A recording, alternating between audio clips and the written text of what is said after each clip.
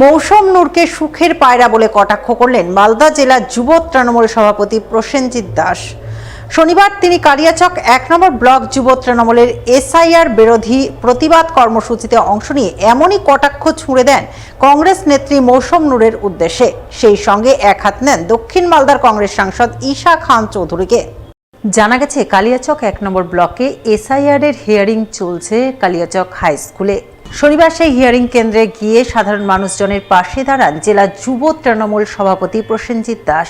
তিনি হিয়ারিং এর জন্য লাইনে দাঁড়ানো মানুষজনেদের মধ্যে পানীয় জল ও হালকা জলখাবার তুলে দেন। পরে তিনি যুব তৃণমূলের নেতাকর্মীদের নিয়ে কালিয়াচকে এসআইআর এর হয়রানি বিরোধী প্রতিবাদ কর্মসূচি পালন করেন। সেই কর্মসূচিতে অংশ নিয়েই তিনি কংগ্রেস নেত্রী মৌসম নূর এবং দক্ষিণ মালদার কংগ্রেস সাংসদ ঈশা খান চৌধুরীকে কটাক্ষ করেন। আমাদের আজকে কালিয়াচক এলাকায় সুজাপুর বিধানসভায় প্রায় যে লক্ষাধিক মানুষের উপরে লজিক্যাল ডিসক্রিমিনেন্সির নামে এসআইআর এর মধ্য দিয়ে যে মানুষকে হয়রানি করছে, তার জন্য আমাদের তৃণমূল কংগ্রেসের সহায়তা শিবির প্রথম দিন থেকেই মানুষের পাশে আছে। আমাদের এখানকার সমস্ত নেতৃবৃন্দ আমরা আজকে এসছি যাতে মানুষের পাশে দাঁড়ানো যায়। তার কারণ আপনারা দেখছেন প্রায় লক্ষাধিক মানুষকে যেভাবে এসআইআর এর নোটিশ দিয়ে হয়রানি করা হচ্ছে।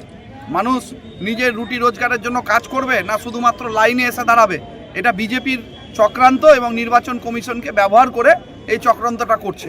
মমতা বন্দ্যোপাধ্যায় এবং অভিষেক বন্দ্যোপাধ্যায়, সর্বোপরি তৃণমূল কংগ্রেস, আমরা মানুষের সাথে আছি। এখানকার যিনি কংগ্রেস সাংসদ হয়েছেন, মানুষ যাকে ভোট দিয়ে নির্বাচিত করেছে, এই কংগ্রেস সাংসদ মানুষের পাশে থাকে না।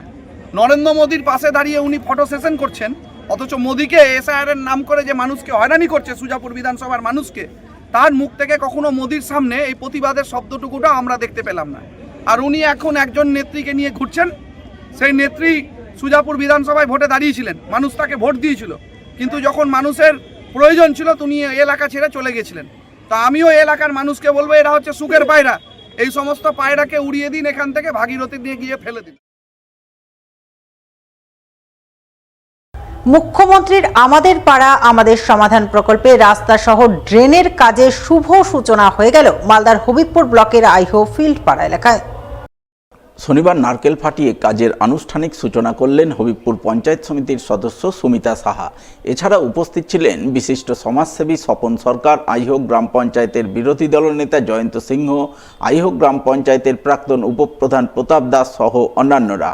এদিন তারা সকলে মিলে পাড়ায় সমাধান প্রকল্পে ৬ লক্ষ টাকা বরাদ্দে ১০০ মিটার কংক্রিট রাস্তা সহ ড্রেনের কাজের শুভ সূচনা করেন। আর এই কাজের সূচনার ফলে দীর্ঘদিনের রাস্তা ও ড্রেনের সমস্যার সমাধান হওয়ায় খুশির হাওয়া বয়ে যায় আইহো ফিল্ড পাড়া এলাকায়।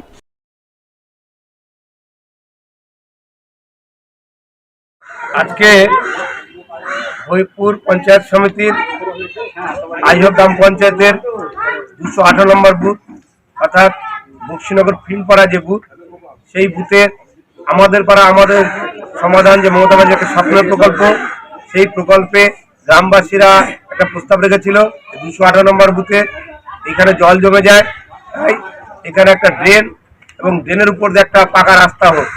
সেই রাস্তার মান্যতা পেয়ে আজকে এখানে প্রায় ৬ লক্ষ টাকা ব্যয়ে ড্রেন, মানুষের কথা মেনে ড্রেন এবং তার উপর রাস্তার শুভ শিলান্যাস আমরা এখানে করলাম।